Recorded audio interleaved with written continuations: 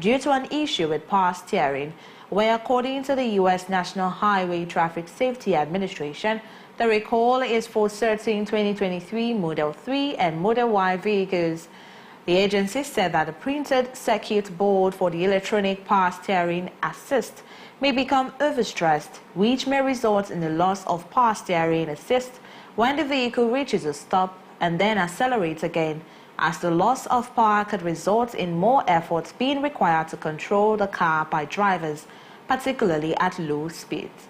Unfortunately, this could in turn lead to an increased risk of potential crashes or accidents involving the vehicles, although Tesla has said it was not aware of any crashes, injuries or death related to the issue and would further contact affected vehicle owners by letter on the 25th of March. And in an attempt to end this bulletin, Stellantis, one of the world's largest automakers, is recalling 27,354 Maserati vehicles in the U.S. on concerns over a rear view camera image, which does not display, increasing the risk of a crash. According to the National Highway Traffic Safety Administration, the radio software may prevent the rear view image from displaying, adding it would be updated over the air. Nonetheless, the recall affects certain 2023 to 2024 Grecale, 2023 to 2025 MC20 Cielo, 2024 Gran Turismo, 2021 to 2024 Levante, and 2022 to 2025 MC20 vehicles. We will short follow up on the stories as well as other stories as they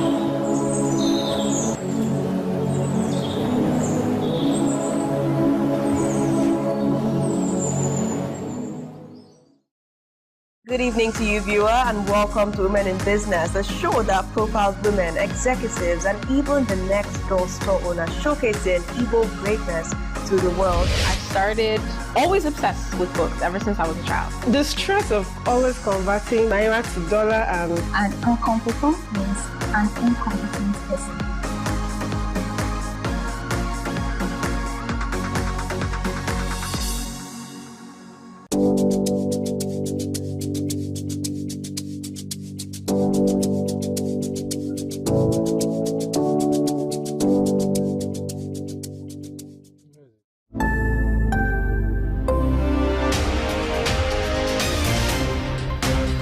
My name is Ubon Kings.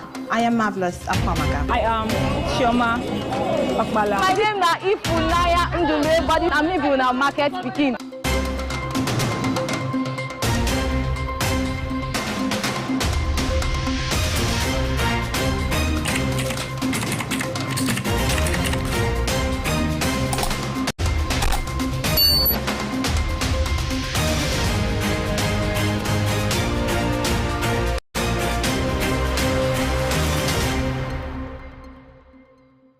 What are your thoughts on the spate of sex for grades in Nigerian universities? This very issue of owing salary should be criminalized. How can they amplify their voices? People don't have evidence. You want to get to know about it? Have to stay tuned right here on Afia Morning Show to get the pulse and the feel of that.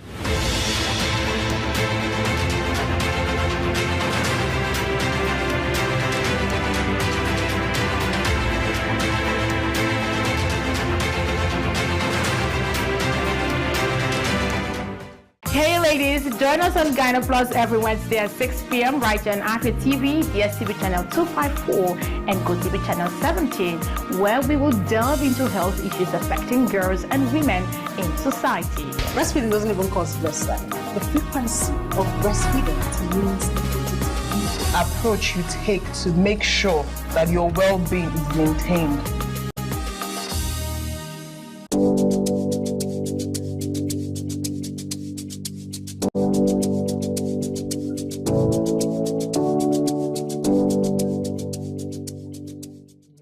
Welcome to the latest and most amazing show on here. Ladies and gentlemen, welcome to Lunch Break. You don't sing along. I did single. For real. You're not a backup singer. I'm saying they do that.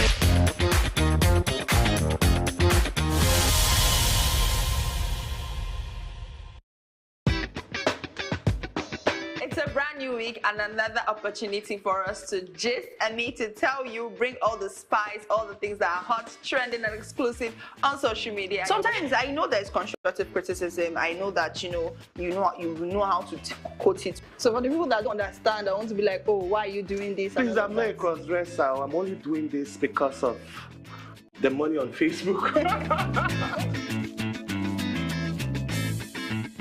There are some people you need to just tell the truth brutally. Let it hurt them. Give it hot. Afia TV official, exclusive every weekday on Afia TV.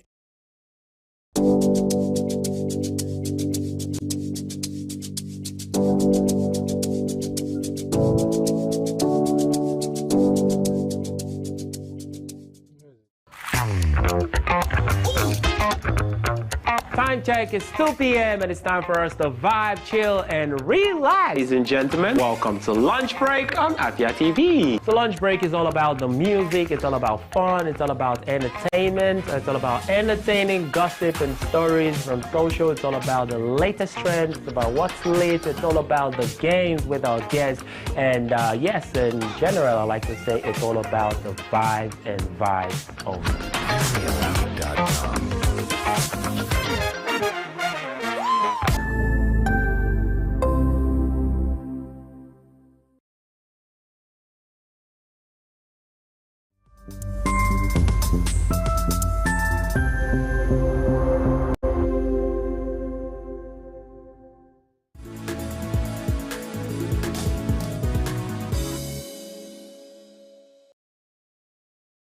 Many thanks for staying tuned to the Afia Business Morning, and this is the Eastern Business Report, designed to bring you up to speed on business activities and policies affecting businesses and the economy of the Southeastern region of Nigeria. It comes after Global Business on the Afia Business Morning. And on today's edition, we will have Mr. Henry Chiwoba, Executive Director, Whichway NG, give us a start on the Abia State scrap metal registration and what it means to the waste management industry. My name is Marvelous Apuamaga. Welcome to the Eastern Business Report.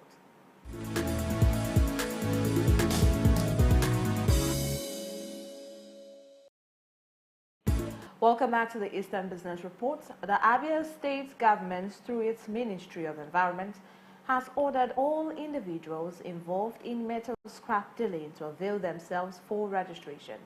This move is part of efforts, according to them, to regulate scavenging activities and enhance environmental management in the state. Joining me to talk about this is Mr. Henry Chiwoba, Executive Director, Whichway NG. You're welcome on the program. Well, thank you. How are you doing today? Very fine, my brother. You're welcome. So what do you make of this? So I would like to say that this is a good development. It's a good move by the Abia State government. We've always encouraged government to be involved in every aspect of society. And now in waste management, just like we have always advocated that there are different stakeholders who should be carried along by government. I see this as a move by the Abia State government to engage with the stakeholders, the scavengers as a stakeholder in the waste management industry. Because if you do not regulate the activities and know the people who are engaged in this business, they keep spoiling no matter how beautiful your policies are, these guys keep becoming the spanners that are being thrown into your work. So you need to get to know them, get to register them, and even map them so that you can hold people responsible when things happen. And know the kind of metals in which they deal with. I know they are going to come to that. What kind of scavengers? Scavengers is a wide world. What do you pick up at the waste point? How do we help you get it properly? And how do you also not destroy the work that we are doing? I think this is the kind of engagement that we are asking every other state in the country to emulate. So I say kudos to Abia State government. Okay. Would you say this is a way of building a proper recycling system in Abia State? Yeah. And what does this mean to the waste management industry? I think is a step in the right direction. Okay. What it does mean also is that it helps for building a system, for a proper system for waste management. Because if the state government is able to know the number of scavengers or scrap collectors that are in the state, they are able to know what kind of scraps they want, where they collect them, where they are kept, and how they dispose of them afterwards. What happens to them? At that point, the state could even begin to think of, okay, levying them or tasking them for whichever one they have collected and where they are moving them to. If the state also wants to support them to be able to collect them properly, the state can also tell them, okay, we will move these things for you to a certain place. You go there and collect your waste. It's as simple as that. So it is a good move by the Abia State government, and I would say kudos to them. You know, most residents, even here in Enugu State, in fact, all over Nigeria, complain of how these people steal things from their shops, homes, and all of that. Do you think this would curb theft? So, how can this help to curb theft? If you look at what is mentioned in that memo by the Abia State government, they said that you should come with your CAC registration and your Abia State registration. I don't know what that means. I don't know if Abia has a database for people who are residents in Abia State. But that's what they are requesting for. Now, if they are able to have that, what it simply means is that they are able to map where you are operating. And if anything happens within the environment in which you are operating, the people that operate with this, scrap collectors that are operating within the environment are held responsible. So I think this also helps in bringing accountability into the system.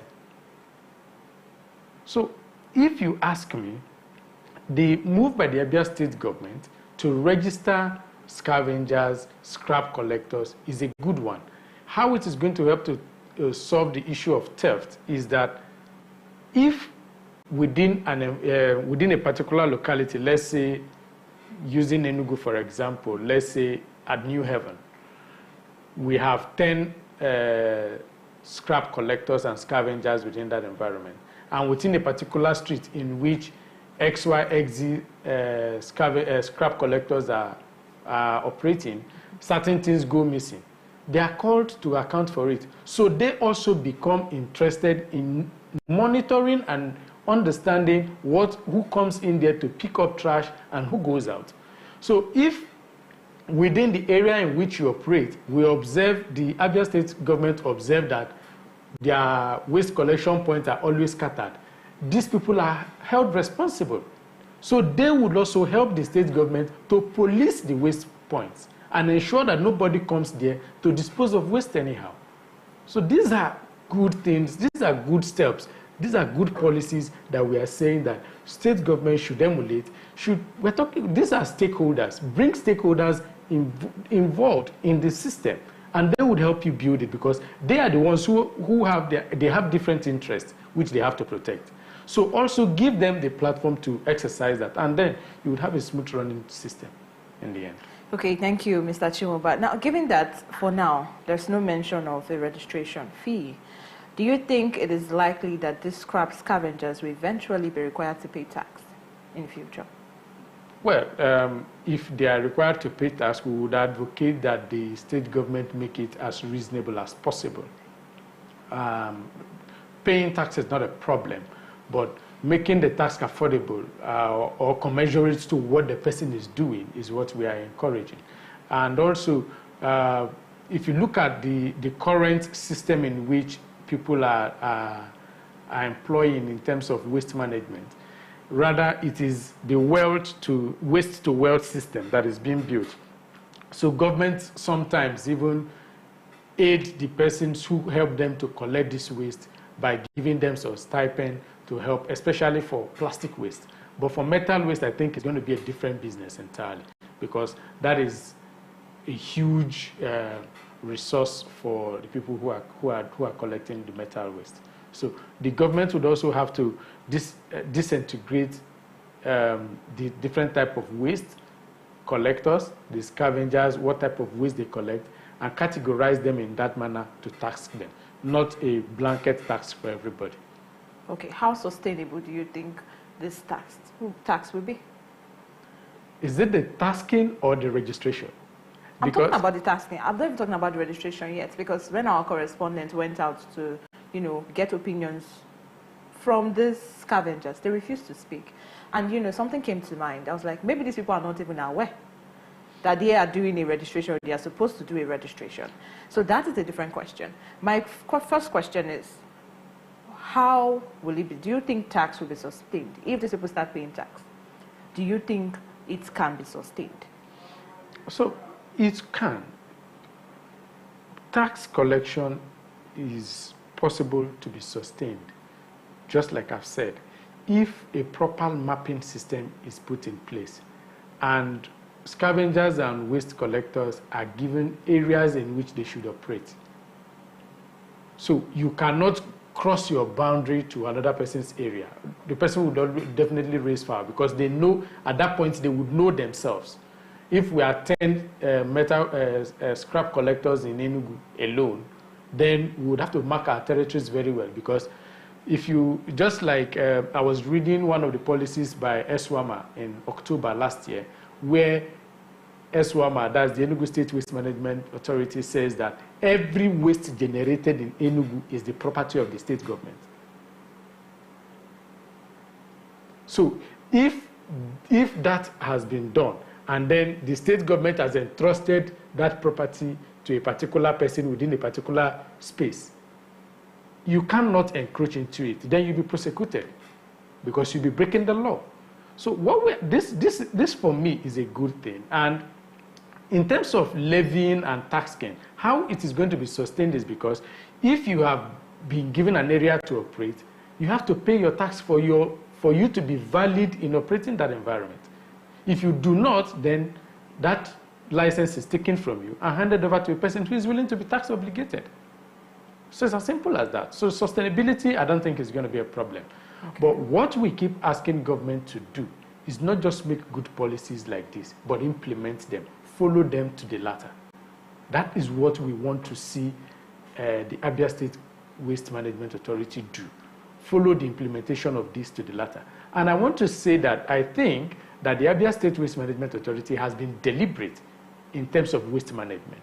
Being able to clear Umahia and Aba and all of these policies that are coming to place, I see that they are taking it one after the other. And they have also employed the private sector partnership into their waste management system. They've incorporated that, and they've brought in stakeholders to engage in that. And this is part of the fruits that we are seeing.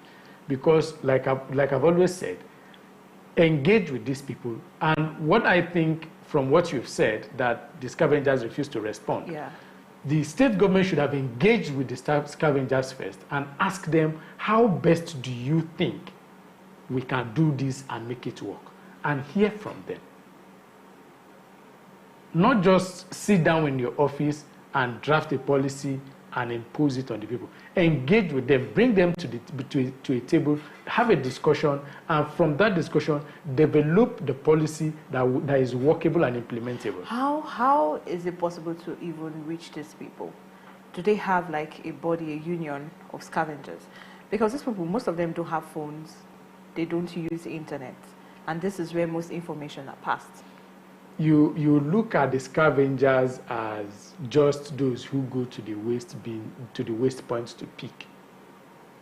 They sell to certain persons. Mm-hmm. If you reach those people who buy from them, they will definitely pass the message across to those who pick from the waste point.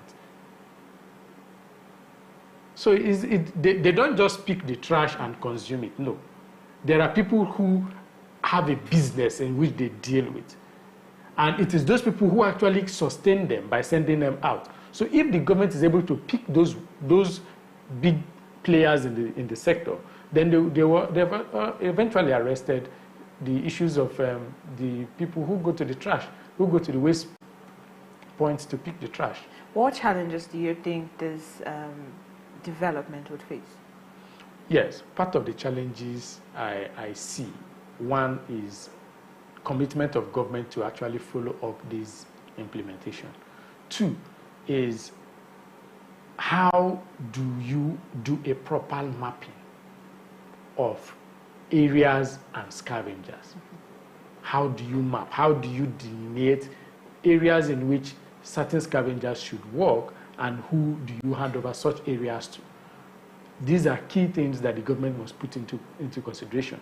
Then in one of the things that caught my attention in the memo is CAC registration. I don't know if most of these scrap collectors or scavengers have CAC registration. So the government should also look at that policy and see a way in which they could find a way to accommodate everybody, irrespective of whether they have CAC registration or not. But also, it is important that these persons are identifiable. So they should have some form of identification. This could be national ID card and all of those things. So these persons should have some system in which they could be identified. And I'm sure that is why the Abia State government put in CAC and the Abia State's identification ID. I don't know what that means, really. Okay, Mr. Chiwoba. Now, the registration process is expected to improve transparency in the scrap metal industry, to regulate scavenging activities and contribute to a cleaner environment as the government intends. Do you think this is the most effective approach to achieving this? And are there other measures you suggest? Yeah, so being an effective approach, yes. Most effective may not be appropriate, but being effective, I think yes, if it is properly implemented. Now, other approaches like that I would suggest is, for example, creating collection points closer to different areas so that the travel points for waste disposal is not far. The other suggestion that I would make is that waste managers should be engaged in Abia State, for example, and even in other parts of the country. Enugu State should also emulate that. For waste managers to be engaged by the state or to be empowered by the state to go to the doorsteps of people and pick up the waste from there and collect a fee for them. At that point, it is easier to manage waste collection. It is easier to also manage waste disposals, because where people who generate waste are expected to move the waste to a point and dispose is the reason why you see that some persons stay in their car or on the keke and throw out waste and it scatters everywhere. You move around waste collection points. In the mornings, the waste collection point, the waste bins are neatly packed. Before the next 3 hours, you see that the whole trash is on the floor. These are the things that we want to avoid. So if managers are going to the houses of them and disposing of it, then the managers can be held responsible if certain environments are found dirty. And that is where accountability comes in. People are held responsible. If I have given you an estate to manage waste, for example, and I come as a regulatory body to that environment, and the environment is not clean, you are taxed to pay a fine. So it is your duty as the manager who has been entrusted with that responsibility to ensure that nobody in that environment disposes of waste anyhow. And if such person does that, it is also your duty to report the person to the regulatory authority, who will then come to prosecute the person. So it's a simple system. And this is what we are saying that the state government should do. All right. Thank you so much, Mr. Chimumba, for joining us today. Thank you very much, Marvelous.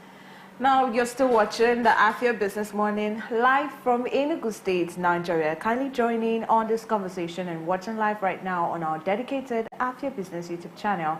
Kindly type in the search bar www.youtube.com/@AfiaBusiness. Do well to like, subscribe, and turn on notifications for all business-related content. Coming up next is Onyafia. My name is Marvelous Apuamaga. Please stay tuned.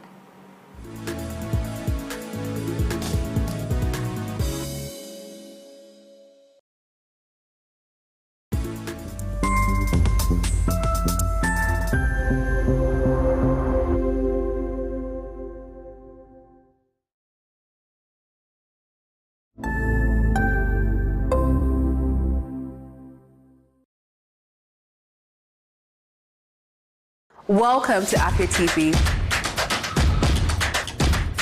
your go-to channel for excellent news and incredible shows that keeps you IEI, that is, informed, entertained, and inspired. Need a break? Ladies and germs, welcome to Lunch Break on Afia TV. Join Choco to vibe and chill on Lunch Break at 2 p.m. for the latest trends in music and entertainment. Not like I have big money. Dive into the world of innovation and creativity with Rochelle on Anka. It means art in English. Where creative minds and groundbreaking ideas come to life. Tune in every weekday at 8 p.m. Do not miss Afia TV Official, your perfect dose of laughter, where they discuss what is currently trending on social media every day at 5:30 p.m. on Afia TV. But in this economy, the savings will save you, man. And that's not all. Stay tuned for more exciting shows on Afia TV. Catch us on DSTV channel 254 and GoTV channel 17.